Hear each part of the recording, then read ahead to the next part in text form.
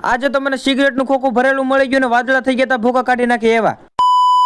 જય Shri Ram and good morning. સ્વાગત છે મિત્રો તમારું મારા નવા વ્લોગમાં. મેં લીધું છે 60 દિવસના ડેઈલી મિનિટ ચેલેન્જ. આજ છે મને 39મો દિવસ અને આજે મારે જવાનું છે નિશાળેથી વીએ બપોરે ઘરે જમવામાં તો આપણે દૂધીનું શાક અને રોટલી અને પછી 5 વાગે વીએ મારા ઘરેથી નીકળી ગયો. પછી મારા દાદાના ઘર બધું ડેલી હું મારા દાદાને ઘરે જ જાઉં, બીજે ક્યાંય જતો જ નથી. અને મારા દાદાને ઘરે આવ્યા મારા દાદાએ નાના આંબાની કલમ રોપી લીધી અને ખામડા કરેલા હતા અને નાના હતા ત્યારે રાફડાથી બહુ બીતા, કેમ કે એને ઘેર એરું નીકળતો. અત્યારે 5 જણ વિડીયો બનાવ્યો, અત્યારે કાંઈ બીક નથી લાગતી. પછી જોયું તો ઉંદરડા કાઢ્યા હતા, લાડ બધા ઉકેરા અને ધૂળ ખોદી ઢગલા કર્યા હતા, ઝાડવા થવા દેવા નથી એક કે.